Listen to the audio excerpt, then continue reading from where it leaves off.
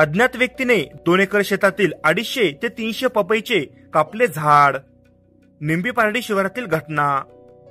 पुसद शहराजवळ असलेल्या निंबीपारडी शिवारातील बाबाराव अंबोरे यांच्या शेतातील सुमारे 250 ते 300 पपईचे झाडे अज्ञात व्यक्तीमार्फत कापण्यात आली असल्याची धक्कादायक घटना उघडकीस आली आहे। यामध्ये अंबोरे यांचे अंदाजे 2.5 ते 3 लाख रुपयाचे नुकसान झाले आहे। विशेष बाब म्हणजे ही या शिवारातील पहिलीच घटना नसून यापूर्वीही असंख्य अशा चोरीच्या घटना या शिवारात घडल्या।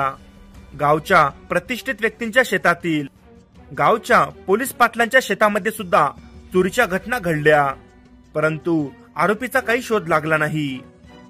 त्रस्त गावकऱ्यांमार्फत पोलीस प्रशासन आरोपी संदर्भात कोणतीही उपाययोजना करत नसल्याचे यावेळी सांगण्यात आले।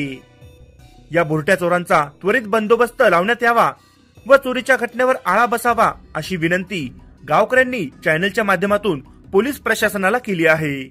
माझं नाव बाबाराव शिशराम भोरे, निंबीपारडी, तालुका पुसद, जिल्हा यवतमाळ। माझा शेत सर्वे नंबर 27 पैकी 2। माझ्या शेतात यापूर्वी आणि पपई आणि टरबूज लागवड होती। टरबुजाची सुद्धा चोरी झालेली आहे। त्यानंतर पपईची 3 ते 4 झाडं, त्यानंतर 8-10 दिवसांनी 5 झाडं मोडले। आज सकाळी दिनांक 6/4 रोजी मी सकाळी उठलो असता मला जवळपास 250 ते 300 झाडं तुटलेल्या अवस्थेत आणि मोडलेल्या अवस्थेत दिसलेले आहे। तरी याचं माझं कमीत कमी 2.5 ते 3 लाखाचं नुकसान झालेलं आहे। तरी याच्यावर सखोल चौकशी करून प्रशासनाने न्याय देण्यात यावा ही विनंती। मी रामराव दिगंबर काळे, राणा निंबी पोस्ट पार्टी, तालुका पुसद, जिल्हा यवतमाळ येथील रहिवासी असून मी 2009 पासून पोलीस पाटील पद कार्यरत आहे।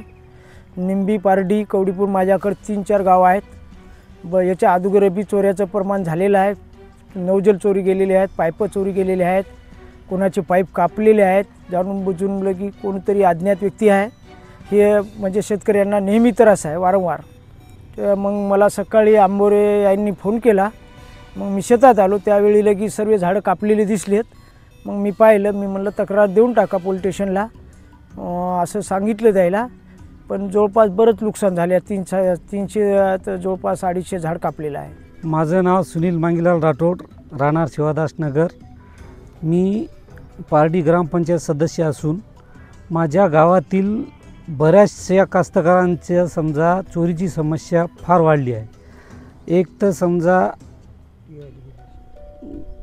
नौजल चोरी जाणे, शेतीतले अवजार चोरी जाणे, शेतीतले पाईप चोरी जाणे, शेतातलं माल चोरी जाणे।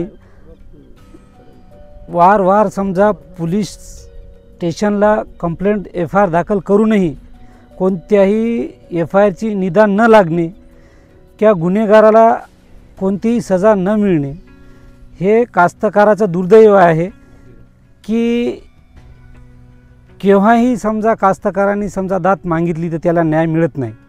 मंदिरातला देवाची सुद्धा चोरीची प्रमाण वाढलेले आहेत। मंदिरातली घंटी चोरी जाणे, देवाचे सामान चोरी जाणे, हे कास्तकाराच्या कोणत्याही परिस्थितीत समजा शेती करण्याची मानसिकता आता राहिलेली नाही आहे आणि कास्तकार शेती याच्या पुढे करल ही इच्छा नाही आहे।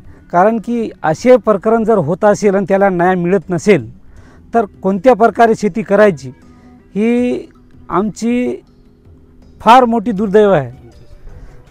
माझ्या स्वतःच्या शेतामधून समजा 24 नौजल व 10 पाईपे जवळपास 2 महिने ते 3 महिने झाले समजा चोरी होऊन माझे शेत भुईमुग लावायचे राहिले।